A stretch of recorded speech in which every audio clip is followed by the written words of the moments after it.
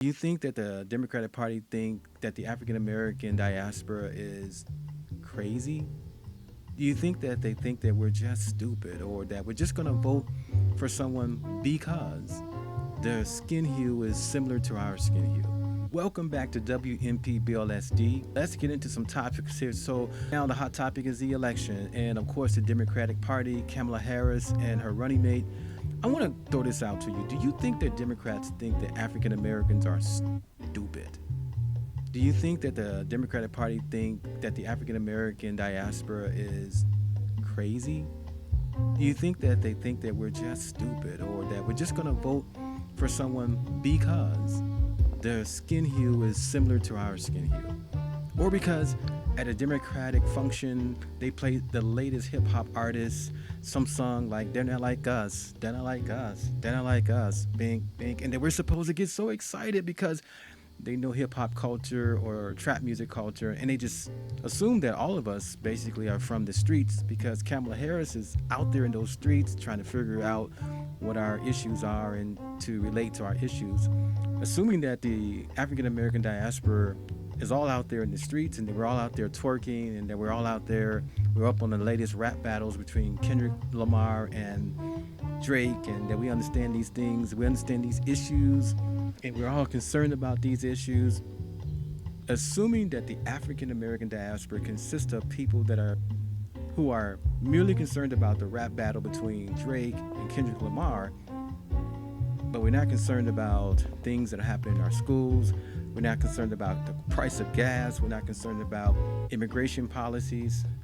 It's kind of like, oh, come on. I mean, 35 years and you haven't observed the African American diaspora to see that we're diverse and we have different things on our minds, and that, quite frankly, the African American diaspora doesn't just consist of the streets.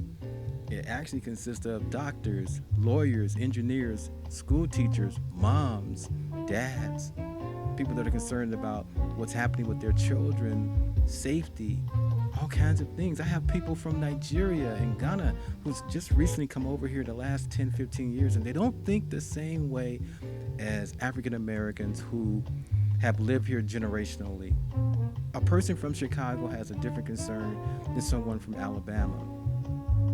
And coincidentally, someone who just came over here from Nigeria has different concerns and issues than someone who lives, let's say, in the inner cities of Chicago. So when are we going to start talking about substantive issues like the cost of living being so high right now that the average American can't even afford a mortgage payment or rent? And so they're feeling less and less prosperous and more poor, getting little rest and getting little sleep because they're trying to afford their home. Can we turn this election cycle into something more substantive where issues are being talked about, problems are being solved? I mean, do they really feel like they've got to pander to us and throw out some catchphrases or put on some drill music, and now we're going to get all pumped up, but the real issues are not being talked about?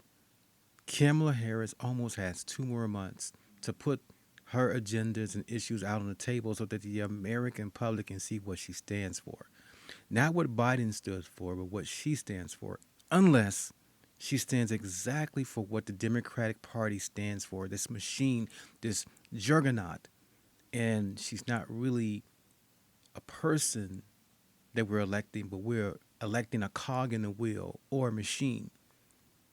And their policies, we already know what their policies are, but we're not sure what her policies are. I can't wait to hear them.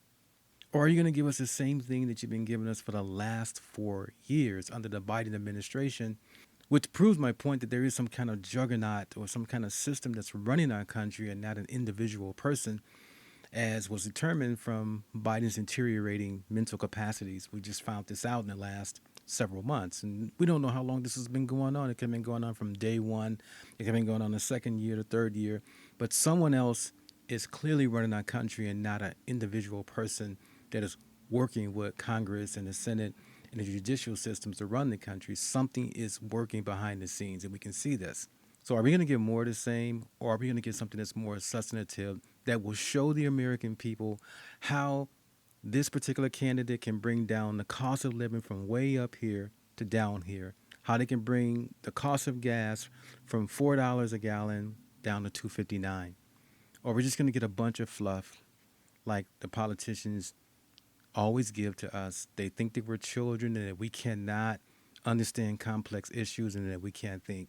Furthermore, they certainly pander a lot to the African American diaspora, thinking that we're all monolithic, that we're all the same, that we don't think intelligently, that we don't have certain passionate issues that we're concerned about, or that we're more concerned about cultural issues like the hip hop culture, drill music culture, dance culture, sports culture. There are a lot of more pressing things that are on our minds besides entertainment, Hollywood, sports, music.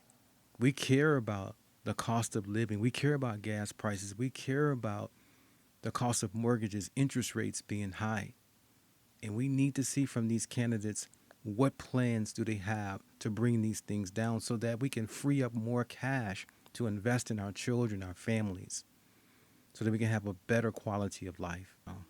I am very excited to see what their plans are and for them to talk to the American people like we're intelligent and not like we are stupid.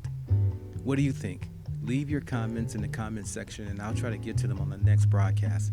Thank you so much for tuning in to WMPBLSD.